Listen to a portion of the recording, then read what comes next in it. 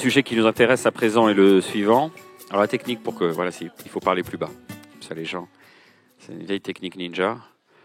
Mais quand je parle tout bas, monsieur au premier rang est en train doucement de glisser dans les bras de Morphée. C'est légitime. Il fait chaud. Oui, vous avez le droit. C'est un réflexe humain bien naturel que le bâillement. Les scientifiques doivent-ils s'exprimer uniquement sur leur domaine de compétences strictes? Avec nous pour en parler. Voici Lucille G. Bonjour. On va vous brancher. Ce n'est pas une punition. Voici Lucille G. Bonjour. Bonjour. Ah, ça marche. Vous êtes doctorante en psychologie cognitive à l'Université Toulouse-Jean Jaurès. Vous travaillez autour de l'EMI dans une approche didactique. À distance, Anthony Bertrand-Grenier. Anthony, bonjour. Allô.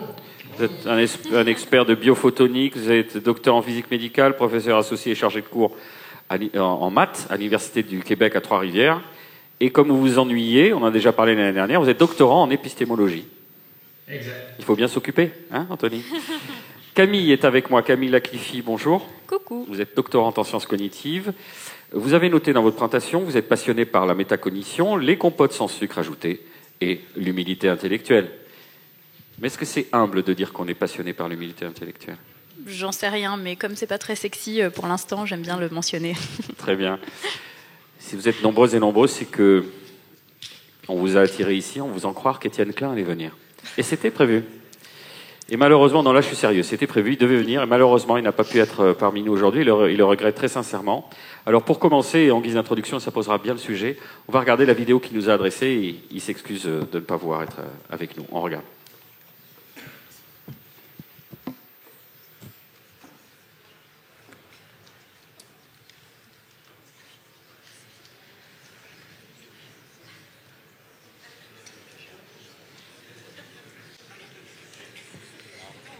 Beaucoup de profondeur dans ces réflexions d'Étienne Klein. Écoutez, vous me faites signe qu'on l'a retrouvé? Oh bon, on va commencer sur autre chose. Alors, ce qui est intéressant, parce que vous avez travaillé en amont, effectivement, pour réfléchir. Ok, ça va arriver doucement. Il envoie ça de Paris. On reçoit un pneumatique, si tout va bien. Anthony, ce qui est sympa, c'est que vous avez dit, on a réfléchi, en fait, ce titre, on l'a trouvé complètement pourri.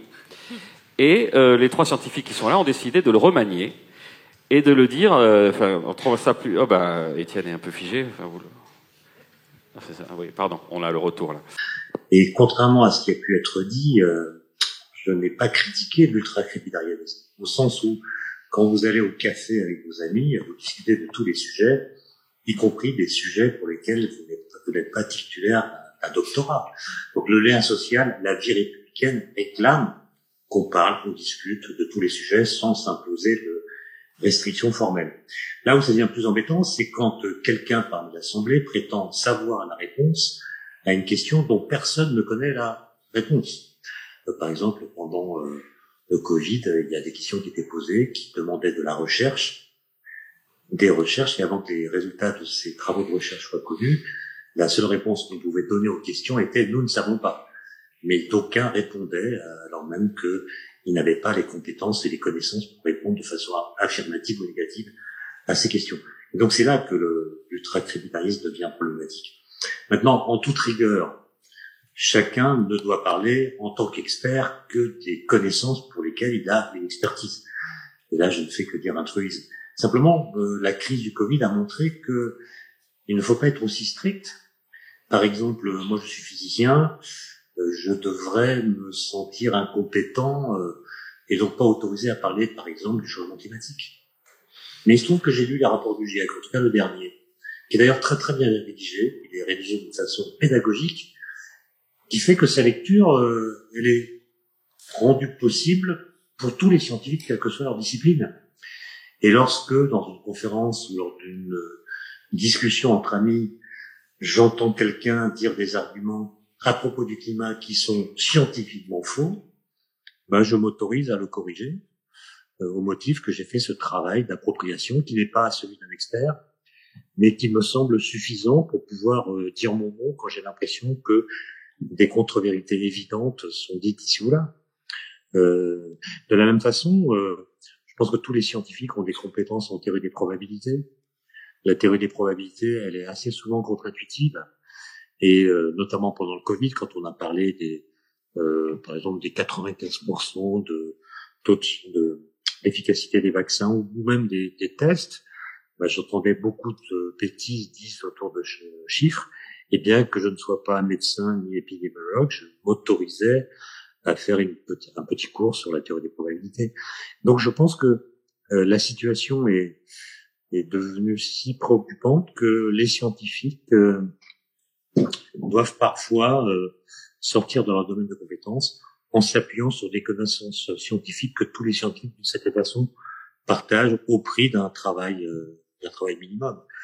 Je pense que quand vous allez discuter ensemble là de l'esprit critique, d'après ce que j'ai bien compris, d'après ce que j'ai compris, dans l'esprit critique, moi je dirais spontanément que c'est un peu comme le cholestérol. Il y a le bon, il y a le mauvais. Le bon esprit critique, c'est celui qu'on adresse à sa propre pensée. Penser, c'est dire non à sa pensée, c'est-à-dire c'est la soumettre à des arguments qui viennent la contester pour voir si elle est capable de réagir, de contester ce qui la conteste, ou si au contraire elle doit s'aménager pour tenir compte de ce que ces nouveaux éléments l'ont obligé à penser de façon nouvelle.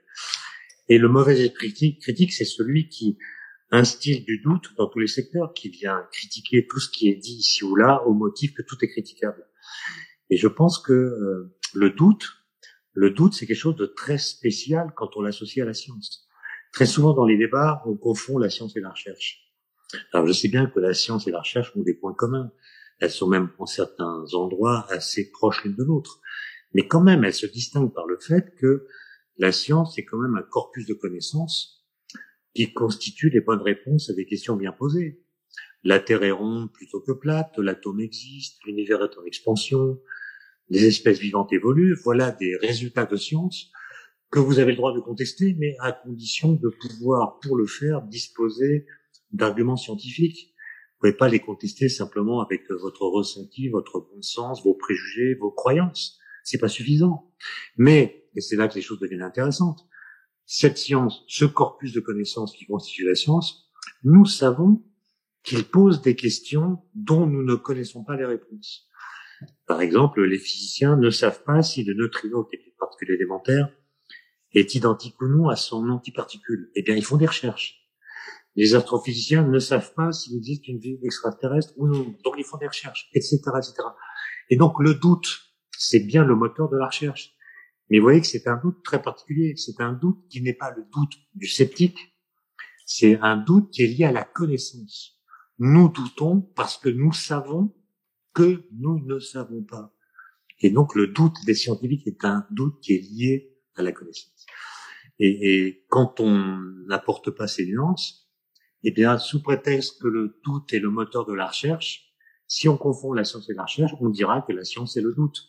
Mais si la science est le doute, alors pourquoi l'enseigner? Quelle est sa valeur? Si tout ce qu'elle dit peut être remis en cause au motif que tout est possiblement faux. Non, moi je connais beaucoup de scientifiques, je connais pas de physiciens qui doutent de l'existence de l'atome. Je ne connais pas de cosmologistes qui doutent de l'expansion de l'univers. Donc il y a des choses dont on ne doute pas, et c'est ça la science. Et le doute commence quand on a conscience d'une limitation dans nos connaissances. Et j'ai l'impression que le statut de l'esprit critique est en train de se modifier. Il y a un philosophe britannique qui s'appelle Bernard Williams, aujourd'hui décédé, mais en 2006, il a publié en France un livre traduit sous le titre « Véracité et vérité ». Et il montre dans ce livre, que je trouve remarquable, une analyse de ce qui se passe dans les sociétés qu'il appelle postmodernes. Alors, comme j'ai peu de temps, je vais être très bref et résumer la chose. En gros, il dit, dans nos sociétés, il y a deux courants de pensée qui se combattent, qui s'opposent l'un à l'autre, et qui devraient normalement s'annihiler mutuellement à la fin. Mais par un effet pervers, au contraire, ils se renforcent mutuellement. Alors, le premier courant de pensée, c'est ce qu'il appelle le désir de véracité. Nos populations, nos sociétés sont éduquées, formées, informées, et elles ont le souci légitime de ne pas être dupées par les discours officiels du pouvoir, des institutions, des scientifiques, etc.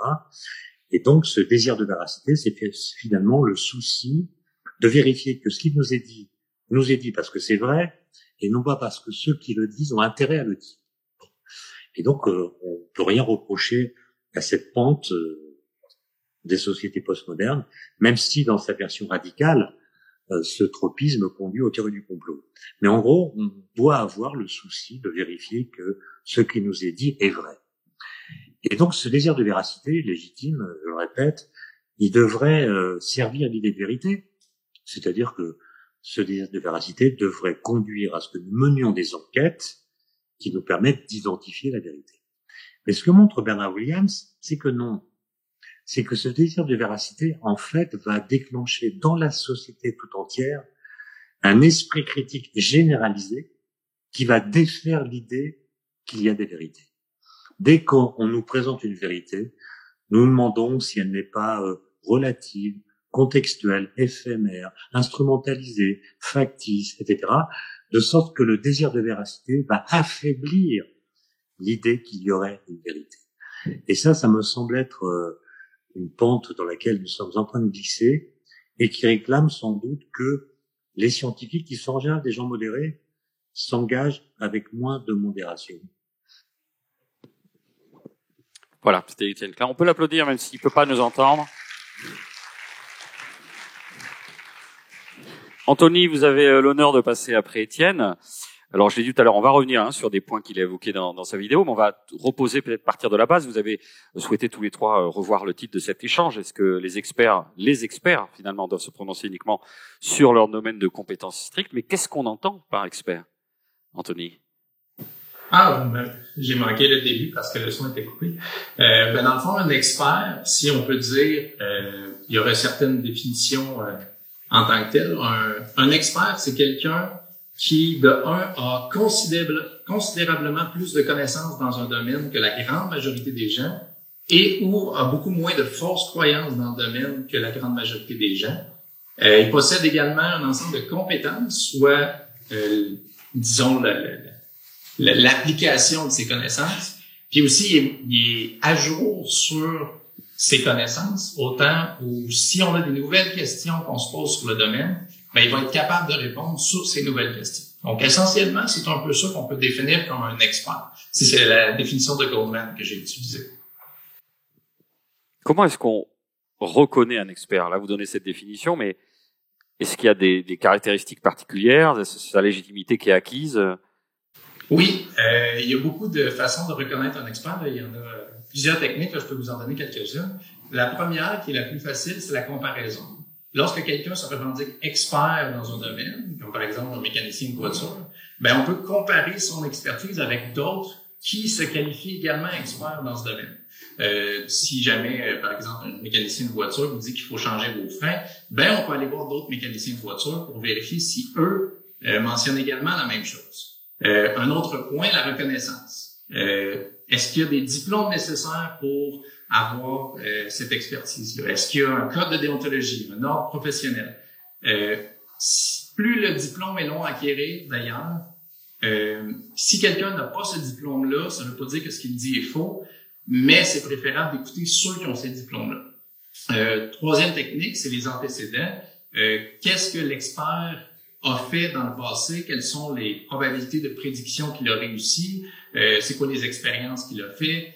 On peut regarder, si c'est un scientifique, justement, ses recherches, les études qu'il a publiées, toutes ces choses-là. On peut regarder aussi quels sont pour ceux qui s'y connaissent, les arguments fallacieux qu'une personne va dire, qu'un expert va dire. Si jamais il dit trop d'arguments fallacieux, on peut se méfier un petit peu plus parce que l'expert nous doit donner des connaissances, donc des arguments probants, c'est-à-dire des arguments qui sont basés sur des données vérifiables, qu'on puisse avoir des sources de ce qu'il nous dit. On peut utiliser certains outils de pensée critique. D'ailleurs, la balance de Seguin, une affirmation extraordinaire qui a des preuves extraordinaires. Donc, si quelqu'un nous affirme quelque chose d'extraordinaire, il doit être en mesure d'approuver, disons, avec des sources extraordinaires ce qu'il dit. Une autre technique, des fois, ça veut pas dire qu'on n'a pas de connaissances dans un domaine. Des fois, on peut avoir un petit peu de connaissances dans le domaine et poser des questions à l'expert qu'on connaît la réponse. Évidemment, on peut faire des erreurs nous-mêmes, mais si, je vous parlais de mécanicien de voiture, la personne qui nous pointe une table en disant que c'est une voiture, Ben non, c'est pas une voiture, on a ces connaissances-là. Donc, on peut poser certaines questions. Bon, nous avons les connaissances. Quelqu'un qui revendique que l'humain descend du singe en prétendant qu'il est expert de la théorie de l'évolution, alors que vous avez connaissance qu'on ne descend pas du singe, mais d'un ancêtre comme un singe, ben, on est capable de poser ces questions-là. Une autre technique, c'est le fondement du domaine lui-même, c'est-à-dire, au niveau de la science, qu'est-ce que la science dit sur le sujet? Malheureusement, il faut faire une petite revue de littérature sur le sujet, mais est-ce que le domaine est vérifiable? Est-ce que le domaine lui-même a été approuvé? J'ai mentionné que expert, c'est quelqu'un qui a des connaissances considérables dans un domaine. Autrement dit, un expert de l'homéopathie n'est pas un homéopathe. Un expert en homéopathie est quelqu'un qui va mentionner que l'homéopathie ne semble pas être meilleure qu'un placebo, par exemple. Donc, il y a plusieurs techniques quand même que disons, on peut essayer de reconnaître un expert, et notamment dans les médias, c'est très important. Oui, on a compris ça. On a eu Thomas tout à l'heure. Enfin, je le prends pas pour moi, spécifiquement dans les médias, mais oui. On va y venir sur comment évaluer, nous, de l'extérieur, un expert. Lucile, alors, pour aller même un petit peu plus loin, est-ce que finalement, l'expertise est le seul critère pour s'exprimer de manière légitime sur un sujet? Alors, non. C'est un critère essentiel, évidemment. Après, moi, il y a une distinction que je fais entre expert et personne compétente. Où l'expert, je rejoins assez Anthony sur l'idée que c'est une personne qui possède des connaissances valides, notamment par le biais d'une formation, des savoirs institutionnalisés, mais qui possède également l'expérience, la mise en pratique de ces connaissances. Ça permet d'identifier un expert, mais également, pour arriver au stade supérieur de la personne compétente, il est important d'être reconnu en tant que tel, donc d'avoir une réputation d'être un expert, et cette réputation, elle peut être acquise de différentes manières, soit par l'autorité, c'est-à-dire d'être validé en tant qu'expert par d'autres experts, par ses pairs. Donc là, on a quand même une valeur supérieure de la réputation et donc de la compétence. Mais ça peut être également une validation, une réputation par le biais de personnes non initiées. On peut, en tant que novice dans un sujet, estimer qu'une personne est compétente parce qu'on considère qu'elle possède les connaissances dans le domaine de par son diplôme ou son métier et qu'elle témoigne d'une pratique longue. Et même si nous, on n'a pas de connaissances là-dessus, si on comprend ce qu'elle nous dit ou qu'on a pu vérifier la validité de ses arguments, on va considérer que effectivement cette personne est compétente. Donc même en tant que novice, on peut valider. Donc pour moi, il y a vraiment cette question de l'expertise, de la réputation qui permet d'évaluer une personne comme compétente, mais c'est pas suffisant. Il va également y avoir la question de la confiance que l'on peut accorder à une personne compétente. On peut être un expert si on a l'intention de tromper, de mentir, ou si on n'est pas honnête sur son champ de compétences et qu'on fait pas attention à la manière dont on transmet les informations, on échoue à être de confiance et donc on échoue à être vraiment crédible et compétent finalement. Alors, on va revenir à la vidéo d'Étienne Klein. On poursuit justement le sillon de cette réflexion. Camille et Étienne Klein avancent dans la vidéo qu'il est normal en démocratie que chacun ou chacune puisse s'exprimer sur tous les sujets. Vous êtes d'accord? À quelles conditions? Alors, merci. Je suis d'accord en dehors de l'espace public, c'est-à-dire OK pour donner son avis le dimanche midi ou au bar avec les copains quand on est un expert. Et quand on ne l'est pas, je suis d'accord avec le fait que exercer sa citoyenneté, et enfin dans une démocratie saine, tout le monde peut donner son avis sur tout un tas de sujets. L'important pour moi, et ça rejoint ce que disait Lucile, c'est que les experts, l'expertise vient avec une responsabilité qui est d'être clair et transparent en permanence sur quels sont nos domaines de compétences et quels sont les domaines sur lesquels on n'est pas compétent et compétente.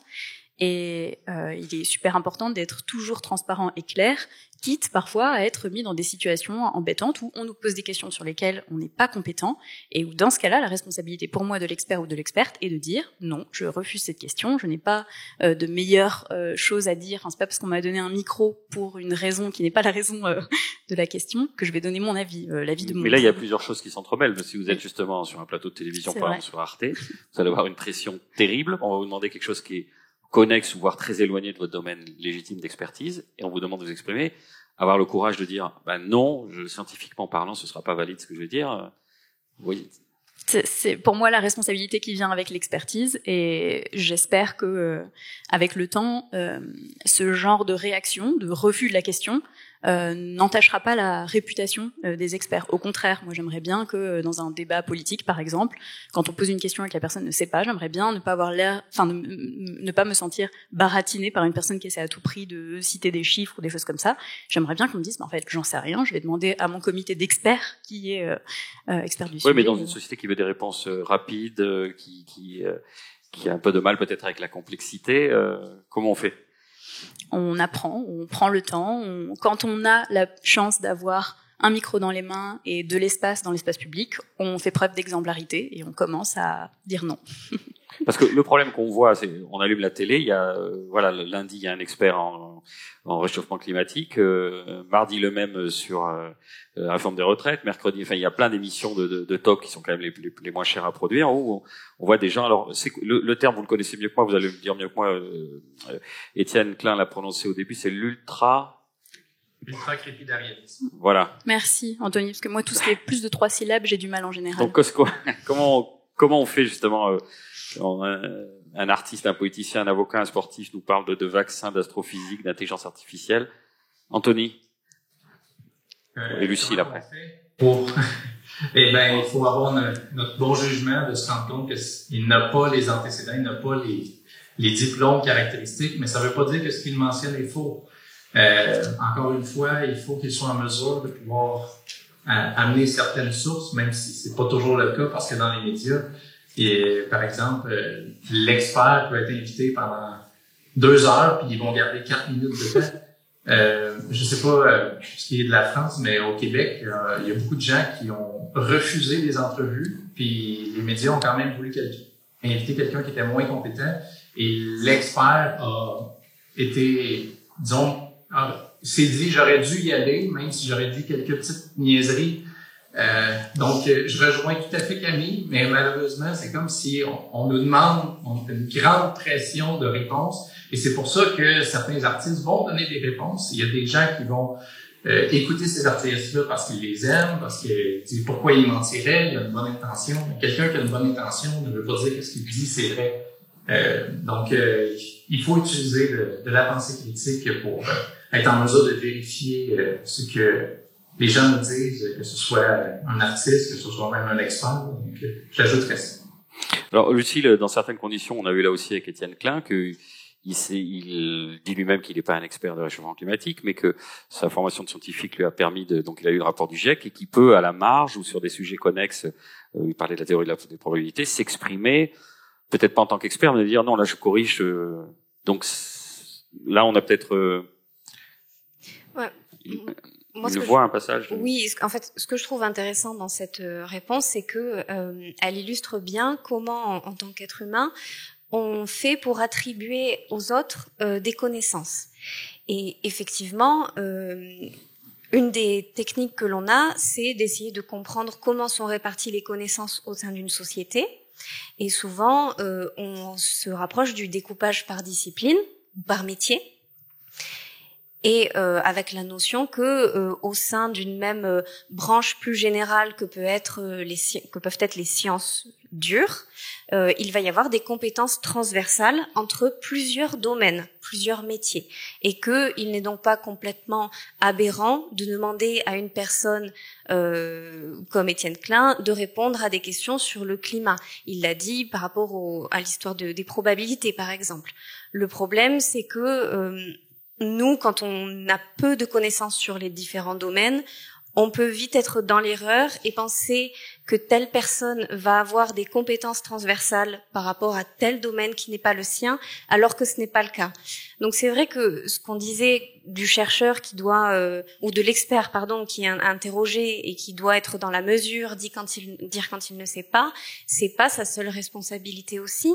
C'est évidemment la responsabilité de ceux qui posent les questions, mais quel qu'il soit, quel que soit le contexte, de juste être conscient, de comprendre sur quoi on s'appuie pour évaluer la crédibilité, l'expertise d'un individu, et que finalement quand on connaît mal un domaine, quand on n'a pas soi-même déjà des connaissances, c'est quelque chose d'extrêmement compliqué et qu'il vaut mieux parfois passer par des intermédiaires de sources. Oui, j'entends bien, je veux faire l'avocat du diable. Parfois, il y a différents paramètres qui entrent en ligne de compte. Je parlerai, ce qui sous-tend aussi, c'est les aspects, les experts médiatiques dont on parle, hein, et dont on voit justement les qualités, on va dire, plus ou moins hétérogènes. On a besoin d'aller vite. Et on baigne dans le même cercle. Ah, toi, tu connais le bon client sur ce sujet, sur machin, sur bidule. Peut-être que quelqu'un l'a vérifié au départ, et c'est pas le bon travail. Le travail, c'est de dire, on va vérifier si sa crédibilité, s'il a publié, concrètement, ça veut dire, on va voir sur Wikipédia. Donc et puis s'il a l'air suffisamment crédible, et puis que quelqu'un l'a déjà vu, et que c'est un bon client, et qu'il peut générer un peu de buzz, et que ça peut faire du clash et du machin, ben on a un pool de 10 mêmes gars, souvent des mecs, des hommes, autoproclamés, qui disent non mais c'est bon, et ça tourne comme ça. Donc, il y a la flemme, il y a le temps qui manque, savoir que c'est un bon client et savoir que ça va médiatiquement donner quelque chose au détriment du fond, au détriment de la qualité, intrinsèque de ce qu'il avance en tant qu'expert. Oui, mais complètement. En fait, c'est normal. Il y a, comme je le disais, il y a plusieurs éléments, plusieurs dimensions sur lesquelles on va s'appuyer pour déterminer qu'une personne est crédible, puisque dans le fond, c'est surtout ça qui va nous intéresser, c'est à quel point la personne, lorsqu'elle va s'exprimer, elle va convaincre les autres. Et donc, on a l'expertise, mais pas que. On a évidemment la réputation, cet effet de buzz, de bon client. On est complètement là-dedans. Et à un moment donné, on peut se retrouver dans la situation où on a invité un expert qui est reconnu par l'autorité, mais qui en fait, à force de faire les plateaux télé, n'est reconnu plus que par la popularité. Et en fait, on renouvelle pas et on se retrouve toujours avec les mêmes personnes parce que on a fait une évaluation rapide et pas exhaustive, où on a essayé de passer par toutes les dimensions de la crédibilité et on est rentré que par le biais de la réputation et de la popularité. C'est gênant, évidemment, parce que du coup, tout le monde n'est pas capable de faire une bonne évaluation de la crédibilité, mais c'est compréhensible, parce que il y a des enjeux, il y a un contexte, il y a des limitations. Je pense que là où on a peut-être un levier, c'est en explicitant tout ça, en rendant intelligible le processus d'évaluation d'un expert, le processus de sélection des personnes qui sont interviewées dans le cadre des médias, enfin des interviews, pourquoi ils sont choisis, comment. Si c'est pas possible de toujours choisir de nouvelles personnes, de les faire venir, parce que tous les experts qui ont une réputation issue de l'autorité n'ont pas toujours systématiquement envie de s'exprimer en public non plus, ça peut arriver. Bon, si on est au clair sur qui sont ces personnes-là, et qu'on donne des éléments explicites à un auditoire, on peut évaluer une compétence et une crédibilité dans un certain degré. On peut pas raisonner en absolu et de dire lui, il n'a pas du tout d'intérêt à parler de ça, c'est quelqu'un de pas crédible du tout, même si ça peut arriver. La crédibilité, la compétence, tout ça, c'est des jugements subjectifs. C'est chacun qui va les formuler à partir de ses connaissances, de ses propres croyances. Donc à un moment donné, on peut pas imposer aux gens de croire telle ou telle personne de telle ou telle manière. Il faut juste être au clair sur la manière dont un journaliste, un expert, un scientifique s'exprime, d'où il part et par où il est passé. Camille, vous souhaitez réagir ?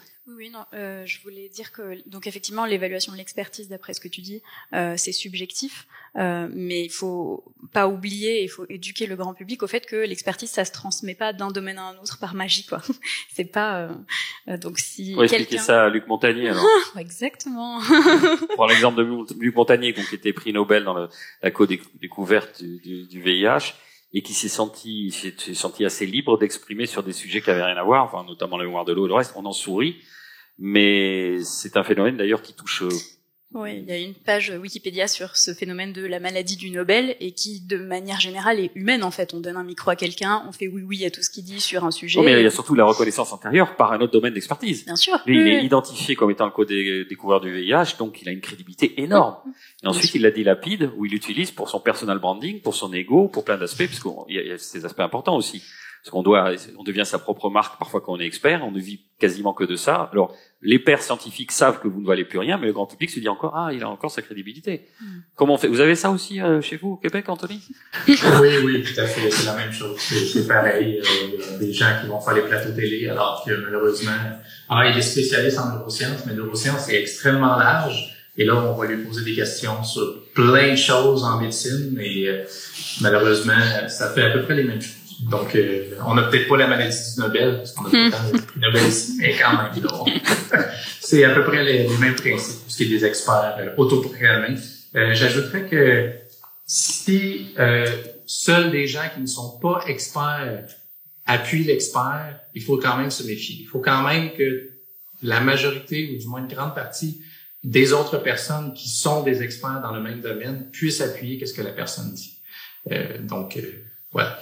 Peut-être une façon un peu intermédiaire. Je disais tout à l'heure, je pousse un peu le trait, d'arriver à dire non à une question qu'on nous a posée parce qu'elle concerne pas notre domaine d'expertise. Peut-être qu'une façon plus douce de passer par là, c'est on a le droit de s'exprimer, mais par contre on doit donner un jugement de confiance associé. C'est mon sujet de thèse, donc je suis un petit peu influencée. Et je m'exprime sur un sujet qui ne porte pas sur mon domaine de compétence, mais par contre mon niveau de confiance associé est de, je sais pas moi, 12%, j'en sais rien. Et ça. Je vais dire de la merde, mais j'assume. Oui, c'est au moins se poser la question et le rendre transparent à l'auditoire, ça met dans une démarche de ah oui, c'est vrai que ça n'a rien à voir avec la raison pour laquelle cette personne est sur le plateau. Et oui, c'est vrai que c'est un peu dur, c'est difficile à faire pour ceux qui n'arrivent pas déjà à dire non, en fait je suis pas pertinent pour cette et je pense que j'ai l'impression que c'est quand même beaucoup, les gens ont beaucoup tendance à répondre c'est pas mon domaine d'expertise, mais en fait ce bout de phrase ok, c'est cool pour la réputation de la personne de mentionner ça, mais je suis pas sûre que c'est un grand impact sur comment le reste des propos est reçu au sein du grand public, quoi. Oui, je pense aussi, j'ai pas d'éléments pour l'étayer, mais ce qu'on peut remarquer, c'est que les individus sont sensibles à tout ce qu'on va considérer comme étant des signaux modérateurs. Donc le fait de dire je suis certain, il me semble, ou ce n'est pas mon domaine de compétence, mais la personne ne s'est pas empêchée de s'exprimer dessus, et si elle a dit une grosse connerie, ça va peut-être moins impacter sa réputation, effectivement, parce qu'elle avait précisé que ce n'était pas son domaine de compétence. Donc en fait, c'est pardonné, la réputation n'est pas trop entachée, mais ça marche une fois, ça marche deux fois, à un moment donné, ça marche plus. Malheureusement, des fois, on est obligé d'arriver à des cas qui sont un peu extrêmes, d'erreurs accumulées répétitives avant de se dire, en fait, c'était une erreur complète d'interroger cette personne sur ce sujet, mais on a plein d'exemples en tête, mais on y arrive quand même au bout d'un moment à cette conclusion de, en fait, c'était une erreur. Et en fait, ce qui est difficile, c'est d'intégrer la relativité de la compétence et de la crédibilité, que c'est toujours à un moment donné, surtout dans une société où les connaissances et les informations, elles évoluent et changent en permanence. Le prix Nobel d'hier est peut-être l'incompétent de demain. C'est extrêmement binaire présenté comme ça, mais c'est vrai et c'est très très dur à intégrer parce que c'est presque contre-intuitif et c'est pas encore valide dans notre manière d'appréhender l'échange d'informations et les sources autour de nous. C'est récent en fait ce rapport qu'on a à l'information, donc on a des intuitions qui ne sont pas encore adaptées, qui nécessitent une explicitation, un enseignement réellement pour être un peu plus performant, efficace dans les évaluations. En tout cas, c'est mon interprétation positive, éducative de la chose. Alors puisqu'on est aujourd'hui aux rencontres de l'esprit critique, Anthony, est-ce que la pensée critique peut-être nous aider à reconnaître un expert? Oui, absolument. En tout cas, je crois. Je trouve ça assez fascinant du fait que je ne suis pas un expert dans cette table ronde, mais que je vais quand même m'exprimer sur le fait que je vais vraiment parler. Et moi-même, je dirais, je suis pas vraiment compétent. Mais donc, pour ce qui est de la pensée critique, il y a beaucoup de choses de la pensée critique, les habiletés de penseur critique. Moi, j'aime bien parler des outils de pensée critique. J'ai parlé de la balance de Sagan. Je peux en nommer quelques autres, comme par exemple le rasoir de Kahn. Il est préférable de privilégier une hypothèse moins coûteuse, disons plus simple, avant de privilégier une hypothèse beaucoup plus coûteuse. Donc, si jamais on a plusieurs hypothèses pour exprimer quelque chose, si il y a une souris et un chat dans une salle, on ferme la porte, on attend 5 minutes, on ouvre la porte et la souris a disparu. Il est préférable de se dire que le chat a mangé la souris plutôt que de penser que la souris s'est transformée en monstre, a mangé le chat et s'est retransformée en chat. Donc, c'est la chose comme ça. Donc, peu importe l'expert, qu'est-ce qu'il va nous dire, on va préférer quand même l'hypothèse la plus simple. Le rasoir d'Itchen, je l'aime bien, à la charge de la preuve incombe à celui qui affirme. Si jamais un expert vous mentionne quelque chose, vous allez à la pharmacie pour des médicaments et vous lui demandez est-ce que ces médicaments-là fonctionnent, et il vous mentionne, t'as juste à l'essayer, à savoir si ça fonctionne. Mais en fait, non, vous n'avez pas à essayer ça. C'est à lui de vous prouver que ça fonctionne et non à prouver que ça fonctionne pas ou que votre expérience personnelle puisse peut-être être capable de prouver ça. Donc, un autre point, peut-être un bouclier d'intention, si on peut dire, là, l'intention n'a aucun appui sur le caractère véridique d'une proposition. Ce que je veux dire, c'est que même quelqu'un de bien intentionné peut nous dire une fausseté et c'est pas de sa faute, là. Je veux dire, c'est peut-être qu'elle a pas cherché aussi loin qu'est-ce qu'elle aurait dû, peut-être qu'elle veut y croire. Donc, même un expert qui aimerait que son médicament fonctionne, c'est très possible. On le veut que ça fonctionne. Il peut nous dire malheureusement une niaiserie et c'est pas nécessairement une mauvaise intention. Donc, il y a que ce soit l'intention, le charisme ou la beauté de la personne, ça n'a aucun appui. Donc, il y a beaucoup d'outils de pensée critique que l'on peut dire qui peuvent nous aider à reconnaître un expert. Donc, je vous dirais essentiellement des choses comme ça.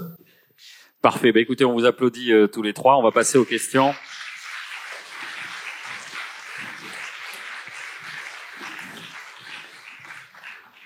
À vous l'honneur, monsieur.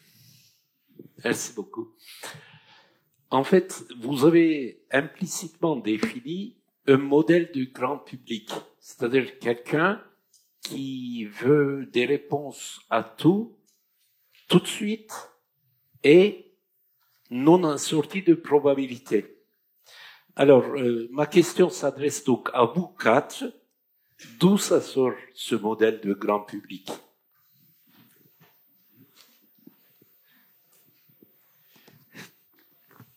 Camille. Non, moi juste je prends le micro parce qu'il était là. Mais... Ah oui, j'ai vu la lumière, je suis rentré. Ouais, c'est ça. Anthony, tu as un truc pertinent à dire ? En fait, c'est plutôt de l'expérience de parler de médias que ça a un beaucoup plus grand impact. Un expert qui parle dans les médias, grand public, plutôt que disons, un expert qui nous parle lors d'un souper, d'une soirée ou même à la pharmacie ou quelque chose comme ça, parce que ça va avoir un impact seulement sur nous. Mais lorsque quelqu'un dit quelque chose dans un média grand public, l'impact va être beaucoup plus fort. Et j'aime bien, il y a un scientifique qui, il y a quelques années, en Colombie-Britannique ou en Alberta, a dit, ça fait des années qu'on essaie de parler, d'enseigner aux journalistes comment vulgariser la science. À la place, ce serait bien de parler aux scientifiques, comment bien parler aux journalistes pour pas qu'ils mettent des titres sensationnalistes. Et malheureusement, en tout cas, pour le Québec, là, c'est très sensationnaliste ici. C'est normal, ça fait partie de la game, si je peux dire. Donc, on parle grand public parce que c'est surtout en ce qui a trait à l'impact, je dirais ça pour mon part. Alors, je veux bien rebondir. Lucille, vas-y, si tu veux. J'ai l'impression que d'où ça sort ce modèle qu'on a, nous, en tête, un peu implicitement, j'ai l'impression de grand public qui attend effectivement des réponses rapides, etc. J'ai pas l'impression que ce soit très explicité, mais moi, je l'ai en tête par une extraction des règles du jeu quand on donne la parole à un expert, j'ai l'impression. Il faut pas que ça prenne 12 000 ans parce que on lui coupe la parole au bout d'un moment. Souvent, la parole n'est pas très partagée. Je sais pas moi, dans les plateaux télé, par exemple, sur les plateaux télé, la représentativité n'est pas souvent là. On va mettre un médecin pour répondre à 3 personnes qui sont pas d'accord, mais qui n'ont pas forcément la bonne expertise. Enfin, en fait, mine de rien, même quand c'est pas explicite et que c'est pas voulu comme tel, les règles du jeu, elles façonnent un petit peu et elles donnent un peu des injonctions implicites aux gens sur comment répondre, qu'est-ce qui est attendu, etc. Et on s'y conforme. Oui,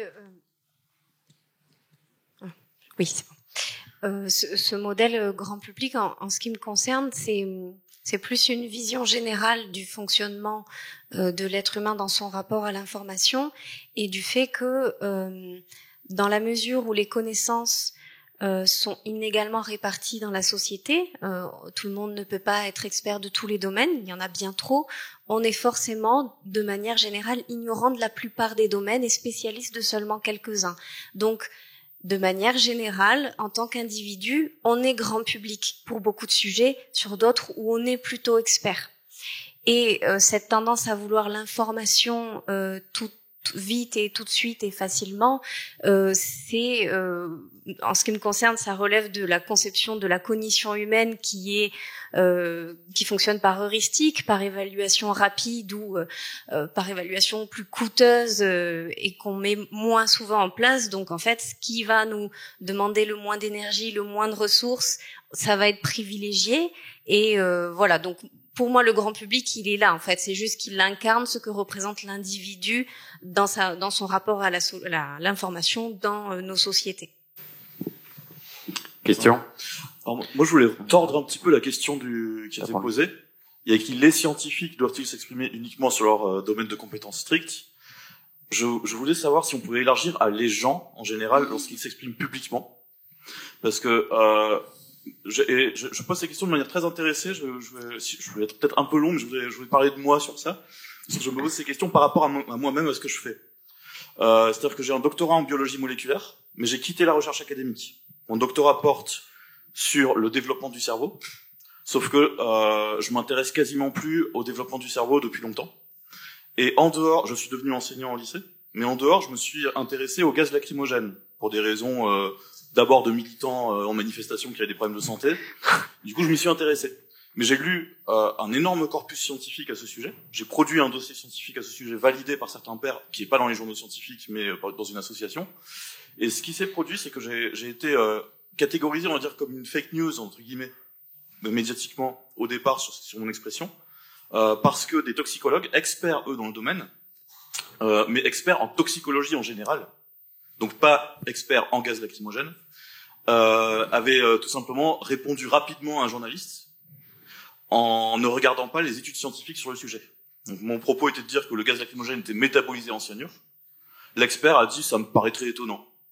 Et du coup, dans les médias, évidemment, il y a un gilet jaune prof en lycée raconte ça, et l'expert dit ça. Évidemment, personne n'est allé dans mon sens. Sauf qu'il y a des publications scientifiques unanimement, il n'y a pas une qui dit que c'est pas métabolisé, toutes les publications scientifiques le disent. J'ai contacté l'expert en question, je l'ai appelé au téléphone, j'ai trouvé son numéro sur internet, il me dit: j'ai répondu rapidement au journaliste sans lire la littérature, je lui avais demandé de me laisser le temps de répondre par mail, il a publié l'article avant que je lise la littérature. Et j'étais en train de lui faire un mail pour lui dire qu'en fait, je m'étais trompé. Je lui ai dit: rectifiez, s'il vous plaît. Il a dit: je ne veux plus parler à la presse, je ne fais plus confiance à la presse. Donc, au départ de mon action, j'étais un peu catégorisé comme ça, mais je me dis, premièrement, on a mis les scientifiques, j'ai l'impression qu'on exclut des personnes qui n'ont peut-être plus le statut de scientifique. Moi, je me considérais à l'époque comme n'ayant pas le statut de scientifique, malgré mon doctorat, puisque j'étais enseignant. Et donc, je pense qu'il est possible qu'il y ait des personnes, hors domaine scientifique, qui aient acquis des compétences. Et je prends en exemple mon professeur de biologie animale quand j'étais à la fac, qui était tourneur-fraiseur et qui était passionné de biologie animale, et qui est devenu prof de fac émérite, alors qu'il a toute sa vie été tourneur-fraiseur. Et donc, est-ce que les gens pourraient pas s'exprimer aussi dans un domaine de compétences? Et là, il faudrait définir ce que c'est que le domaine de compétences, autrement que par le diplôme. Est-ce qu'on peut pas évaluer un domaine de compétences par le nombre de publications scientifiques lues, le nombre d'échanges qu'on a fait, etc., etc. Est-ce que je peux répondre? Alors, merci pour cette intervention. Moi, je serais tentée. Déjà, on a fait le choix entre nous d'abandonner le mot scientifique pour parler d'experts ou de compétents. Donc, cette distinction, en ce qui me concerne, elle est pas forcément juste ou peut-être un peu trop arbitraire. J'ai envie de dire, vous parlez de ce que vous voulez. Après, la question, c'est qu'est-ce que vous donnez aux individus qui vous lisent ou qui vous écoutent comme élément pour qu'ils puissent juger de votre compétence ou de votre crédibilité. La manière dont moi j'ai proposé de conceptualiser l'expertise et de manière plus générale la compétence, c'est de diviser l'expertise entre la possession de connaissances valides, qu'on peut trouver notamment dans la littérature scientifique, donc qui ont suivi la démarche hypothético-déductive pour être considérées comme telles, et l'acquisition de connaissances par l'expérience. Mais dans l'expérience, ça peut être les passions, comme vous donniez l'exemple de votre prof. Donc finalement, c'est pas tant si on a les deux, on est un expert parfait, et ensuite il faut avoir l'autre. C'est juste selon ce qu'on possède, selon d'où viennent nos connaissances, selon ce qui fait qu'on se considère ou qu'on est considéré par les autres comme compétent, c'est plus un degré de compétence qui va être donné. C'est vraiment plus un continuum. Si vous êtes honnête sur le fait que vous ne lisez plus du tout la littérature scientifique en lien avec votre doctorat, mais que vous êtes érudit de tel sujet, mais que vous ne le pratiquez pas en tant que spécialiste professionnel dans le sens strict, c'est honnête. Ensuite, chacun en fait l'évaluation qu'il veut. Mais je veux dire, d'une certaine manière, vous avez de la compétence. Est-ce que c'est la même compétence que quelqu'un qui a ces connaissances-là et qui a une pratique professionnelle? Ça, c'est encore autre chose. Donc, en fait, on est sur un autre niveau de compétence, d'expertise et donc de crédibilité. Monsieur, votre question de... Oui, bonjour. Alors moi, je voudrais revenir sur la définition de l'expert. Vous avez commencé la conférence par la définition de comment on reconnaît un expert. Et moi, la question que je me pose, c'est est-ce que ce serait pas au moins aussi important, voire plus important encore, de reconnaître la non-expertise qui se prétend experte? Parce que quand on regarde un petit peu tous nos outils de l'esprit critique, ils servent en premier lieu à ça, à repérer les failles de la non-expertise qui se prétend experte. Et en mettant ces deux aspects de la même pièce en regard, je pense, on peut arriver à... c'est un petit peu notre but avec l'esprit critique et tout, d'arriver justement à évaluer, comme vous le disiez, le degré d'expertise et du propos plutôt que de la personne qui le propose en plus. Alors, juste pour, je pense pas avoir de réponse à cette question, mais je réagis sur les deux faces de la même pièce. Ce qui me fait un petit peu peur là, c'est de perdre cet aspect que vous mentionnez à la fin de votre question, qui est le degré d'expertise.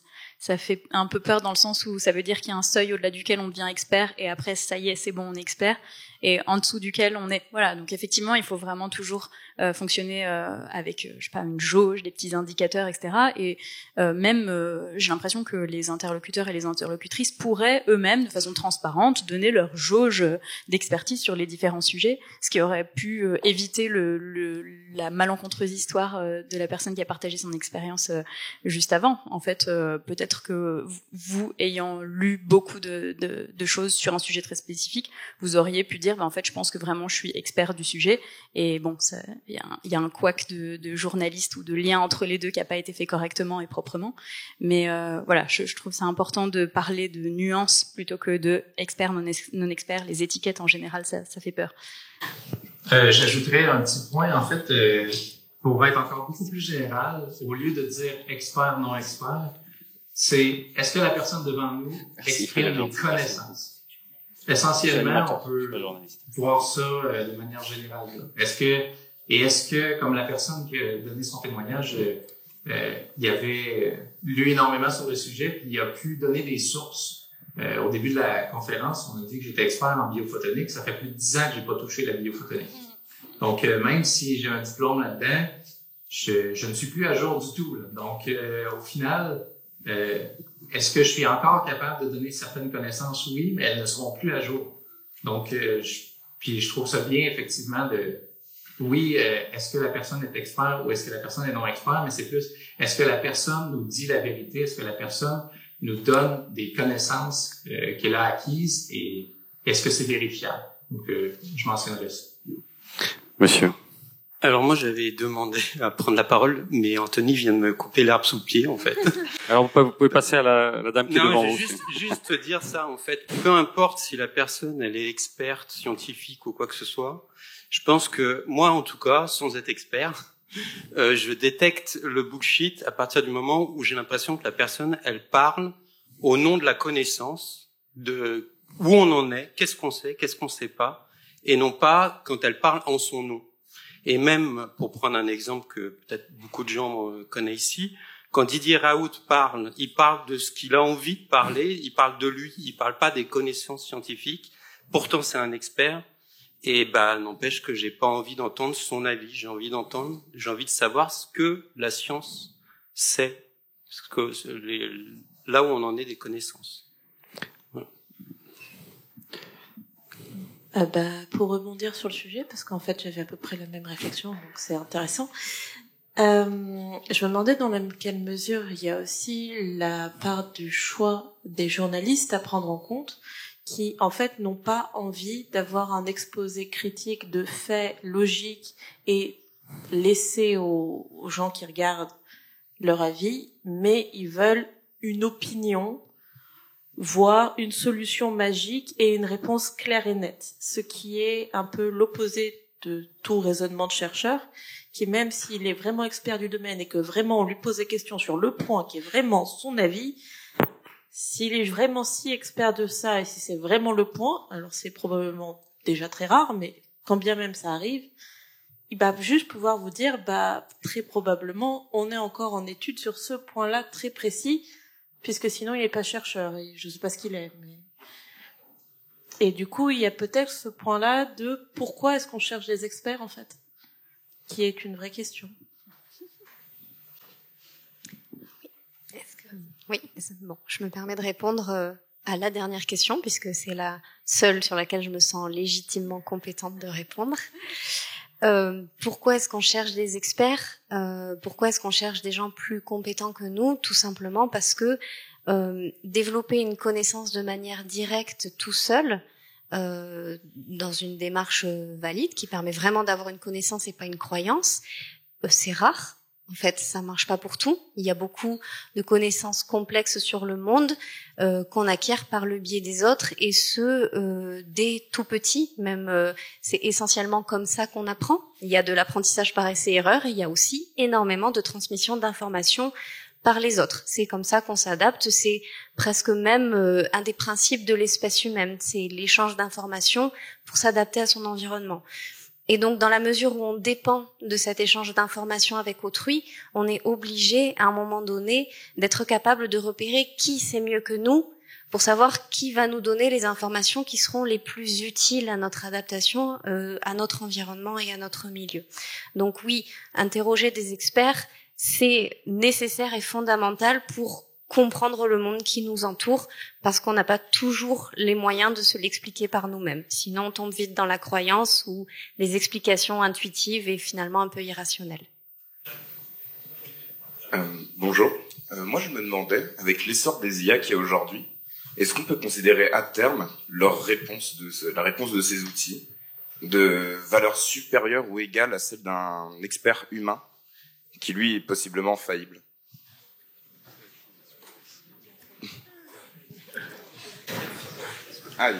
Sous quel aspect, je dirais? J'ai travaillé sur l'intelligence artificielle en imagerie médicale et pour le moment, en tout cas, sous quel aspect que vous vouliez parler sur l'intelligence artificielle? Car prendre une décision avec absolument beaucoup... plus il y a de facteurs influençant la décision, plus la décision est difficile à prendre. Par exemple, juste l'intelligence artificielle, à savoir... si vous êtes dans une voiture et que c'est l'intelligence artificielle qui prend la décision et qu'il y a un enfant qui traverse, mais vous roulez à 60 km/h, quelle décision l'intelligence artificielle va prendre? Est-ce qu'elle va arrêter pour que vous fassiez un gros accident ou, à l'inverse, est-ce qu'il va tenter d'éviter? Est-ce que c'est dans ce sens-là que vous vouliez poser la question?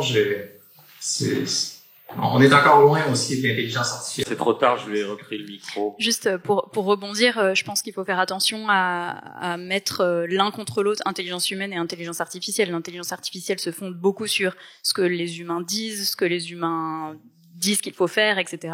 Et faut pas renier ou oublier ou occulter la responsabilité qu'on a dans le fait de produire de l'intelligence artificielle. Je pense que voilà. Allez, on vous applaudit à nouveau. C'était fort intéressant. Merci beaucoup. On se retrouve dans quelques instants pour la prochaine table ronde. À tout de suite.